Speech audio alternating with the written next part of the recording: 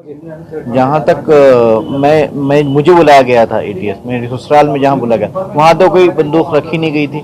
लेकिन मेरी जो साली है मरियम जमीला, मोहसिन की बीवी, उसने बताया कि उस पर बंदूक रख दी गई थी और उससे ये लिख कर लेके गया, लिखा के लिया गया कि तेरा शौहर टेररिस्ट है, इस पर साइन कर। देखिए ऐसा है, जहाँ तक मैं समझता हूँ कि ये इनजस्टिस नहीं होना चाहिए। जो कुछ आप कर रहे हो जस्टिस से करना चाहिए। हमने जो पॉइंट्स उठाए थे कि जो एक लड़का हमारे शहर औरंगाबाद का मुशाहिदुल इस्लाम है, उसको हम पर्सनली बहुत दिनों से अच्छी तरह जानते हैं उनके फोर फादर से, कि वो ऐसी किसी किस्म की एक्टिविटी में इन्वॉल्व नहीं हो सकता।